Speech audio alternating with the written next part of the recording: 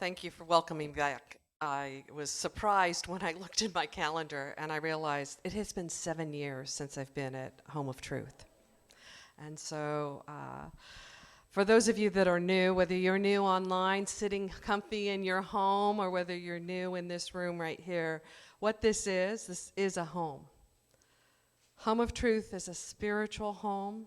It was the actual home of Harriet and Annie Ricks, the founders of Home of Truth. They lived right upstairs. So, what is it when we call something home? What is home? Home is a place where we can be just who we are and be okay just being who we are. But what happens when something suddenly shifts and that place that you felt was home doesn't feel like it anymore? There's been a change, and it feels like the rug has been pulled right out from under you. Whether that home be a specific person, a place, a community, or a country. What happens when you lose your sense of belonging? Today I'm going to bring up several things that are concerning me, but basically two of them. That some of the current methods of teaching diversity and inclusion are actually creating more separation than they are creating a sense of belonging. And second, that many New Thought practitioners have drifted away from our fundamental teachings by often spending too much time thinking about conditions and not enough time lodged in spiritual truth. So today, I'm going to ask you, like it sounds like Nancy Joy did, to pivot back to that center, then stay grounded in the truth that God, or the life force, whatever you call it, is always for good. If you can stay focused in a practice of always looking for the good, I have to stand here. I've been told I can stand here, I can't stand here. So if I get here, just wave and go, you're in the line. So what happens if you stay focused in the practice of looking for good? The benefit for you is, regardless of whatever's going on in your world, regardless of whether a city, a state, a county, a country have created or turned over a law, regardless of whether any particular group lets you play with them, regardless of whether technologies are deployed, retired, or emerging, you will always be grounded in the peace and joy that comes not from conditions, but from your very nature of the beingness of you. So let's first talk a little bit about diversity and inclusion. I work in leadership training for a very long time, and I always keep a segment of diversity inclusion, this is for years ago, on how to create a sense where team members can feel a sense of belonging. So of course, when diversity inclusion over the last few years started to take a paramount position and get a lot of talk, I was super excited. But what I have found is what's actually happened in some of the ways we're teaching diversity and inclusion these days is it's creating a separation, a feeling of being more different than more the same. So let me give you an example. I was in Palm Springs last week, and I was at a restaurant, and in Palm Springs, I was actually in Cathedral City at this point, which is a very heavily gay community. So in that restaurant, it was either gays or it seemed like people over 80. And that's all that was in the restaurant, and then me and my girlfriend. And on the table, there was a flyer for an upcoming charity event for the LGBTQAI community.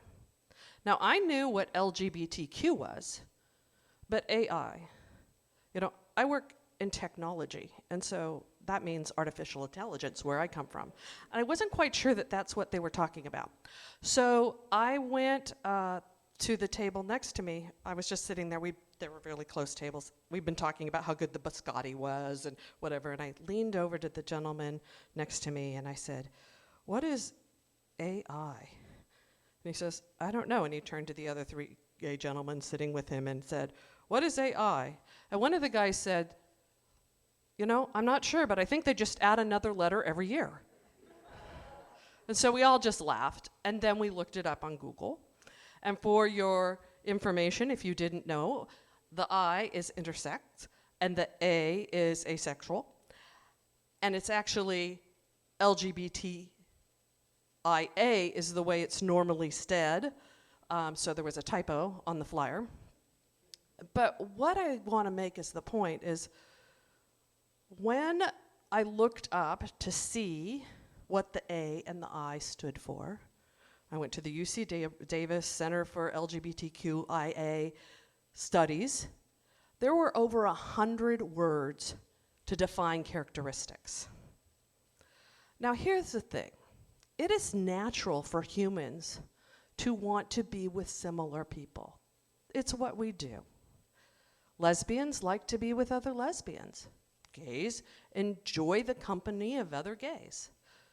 Star Trek fans enjoy being with other Trekkies. I have Irish roots.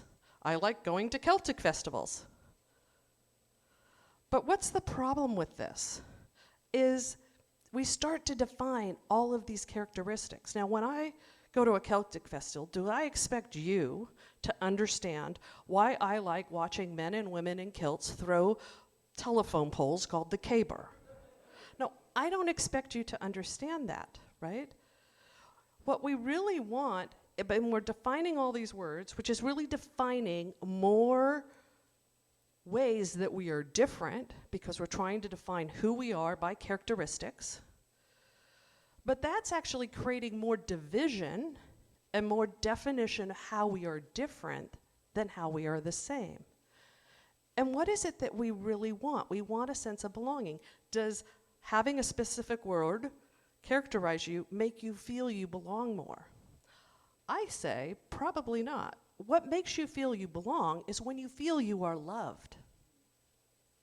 Love is the key. We need to go back to the spiritual truth. What was it that Jesus said? Love thy neighbor. That's what we need to do more of. Just love thy neighbor. But what is the second part of that commandment? As thyself. And so I want to talk about as thyself. That means we have to know and understand ourselves, right?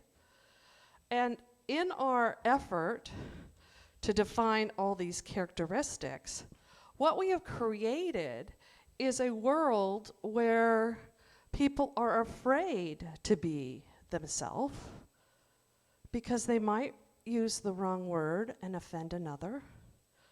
So then they don't really speak what their true values are because they don't want to hurt the other. Is this making sense? Is it resonating with anyone? Okay. So if we go to that point where we have all these characteristics, what I want to read now is a poem from a Sufi poem from Hafiz. It's called Moon Languages. Admit something. Everyone you see, you say to them, "Love me." Of course, you don't do this out loud, otherwise someone would call the cops. Still though, think about this great pull in us to connect. Why not become the one who lives with the full moon in each eye, that is always saying that the sweet moon language, what every other eye in the world is dying to hear? Everyone in the world is screaming out, "Love me." It's what that little soft voice right here really wants to hear. This is what people really want. But somehow we've gotten lost in political correctness and language, and using the right words are going to be the answer. Like that's what the answer is, if I just use the right word. But that's not it at all. We need to get back to that feeling of being loved.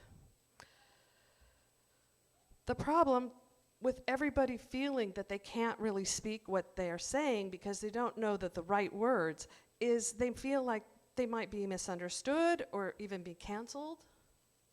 And how does that create a world that works for everyone? So let me talk about a world that works for everyone. This is one of the statements in my spiritual community that is like the mission, the world that works for everyone. And I want to let you know, I've always had a little bit of a discomfort with this. Because on paper that sounds good, a world that works for everyone. But what I find in reality, most people that are using that, and when they're saying it, what they're really saying is, I want a world that works the way I want it to work, and I want everybody else to want it to work that way too. Really think about it, like look inside yourself, and is that true for you? Recently there was a Supreme Court decision that overturned a federal law that was on the books for some time. This made some people very happy, and other people concerned and feeling upset and feeling like, what has my country come to? How do I belong here? This is just one example of how our country and our world seems divided right now.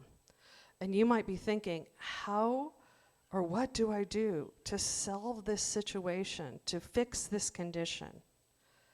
And the first thing I'd say to you is, stop trying to fix the condition.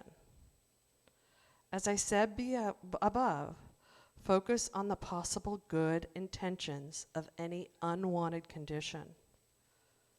For example, you can be creative and come up with any possible ones. One I came up with for this is, well, the federal law was overturned, but that means that the law is now in the hands of the state. Oh, that puts it closer to where the people are. So the people actually have more control or more influence on creating the law. Now, you may have arguments against that, but I choose that whatever I make up, whether I make up something good, like what are the possible, all the negative downstream things that could happen from this, or whether I look at what are the possible goods, I'm inventing it, whatever the next future is. So the point is to always look for the good. But that's not enough, right? You can't just look for the good. You also have to start co-creating with that spiritual presence. You know, as I was starting to work for this sermon here, I wanted to look at spiritual books. Well, a good one is the Bible, right? So we agree that's a fairly good spiritual book, or a traditional one at least, at best. And in Corinthians it says, this is Corinthians 12, 4.12, 4 to 12. There are different kinds of gifts, but the same Spirit. There are different kinds of service, but the same Lord. There are different kinds of working, but the same God works all of them in all men, or we could say all men and women. And Jesus said, it is not I, but the Father within that does the work. It was not his humanness that performed miracles, but his transcendent self. And that was always present, and it's always present in you. There are different kinds of work, but the same God works in all of them, in all men.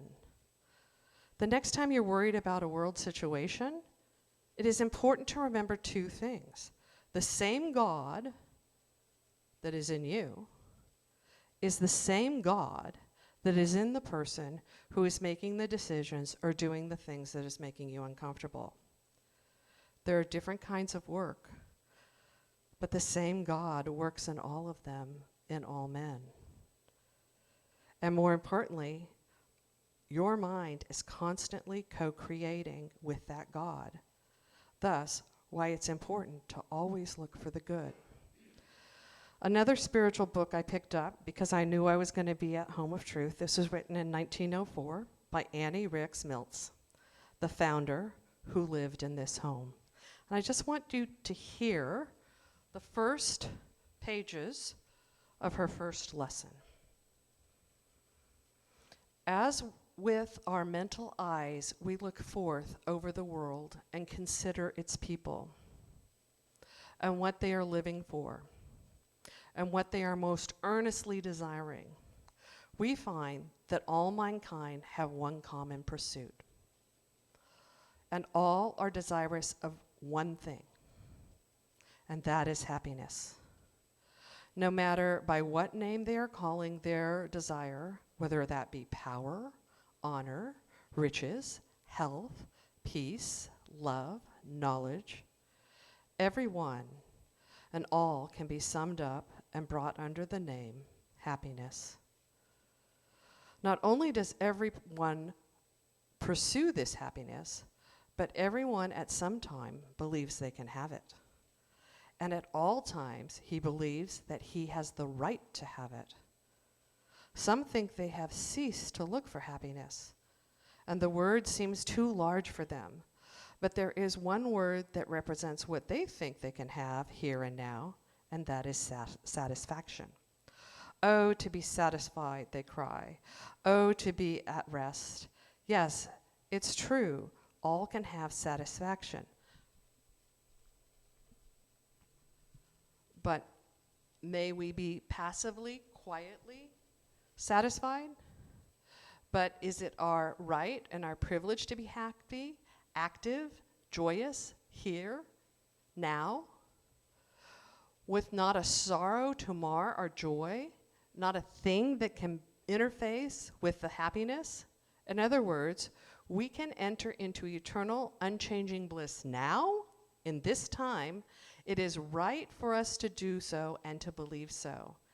To believe that all good is for us today, and ask to seek, to knock, until we are consciously one with our true state of being, pure happiness. Along all the ages arisen the great souls, grand masters of life, who have believed in man's right to happiness, and believing so have given all they have, their whole world, all their energy, their love, whatever they prize, to the service of finding happiness and attaining it. And with one accord, we find them all saying that to know truth and to live truth is the one and only way to eternal happiness. And he who once knows truth need never have sickness, sorrow, evil, death, poverty, or any other wretchedness ever again. 1904, that was written. And we have to keep remembering it over and over. So what is this truth that she is talking about? It is that God is all there is, the source of health, healing, power, and love. And we must co-create with it by being grounded in the truth and allowing our minds to constantly center on the goodness. So is it okay that we don't agree? Yes. It's okay to have private groups of like-minded people. It's okay to have people who with different traits. My mom is was 97 years old. She was still having luncheons with all the Dorises in the retirement community. Now, does that mean it was exclusive to Dorises? Yes, only the Dorises could come to the luncheon once a month. Does that mean that it was exclusive of Betty, who lived next door to her? Yes. Does that mean it was insensitive to Betty? I leave you with that to think on your own. But what I can say is what I said at the beginning of the talk. Universal spiritual source, whether you call that God, nature, or the force, is the true power of health and expansion. And the whole thing we're doing with diversity and inclusion is not about making a world that works for everyone, where we all agree. In a spiritual sense, it is a world that works for everyone that has nothing to do with conditions. It is a personal sense. The world that works for everyone is a world where my personal experience works for me, because I know that God is at the center of all of it. If you can focus on those two practices, always looking for the good in the situation, and remembering that the universal source, whether you call it God, nature, force, power, love, health, joy, expansion, or as Annie Ricks called it, happiness, if you can focus on those two things, then you will be at a place of peace and understanding and joy, regardless of what the conditions are. You will have that from the center of your very beingness. And when you are there, then you can be the person that Hafiz was talking about. Why not become the one who lives with the full moon in each eye, that is always saying, with that sweet moon language, what every other eye in the world is dying to hear? I love you.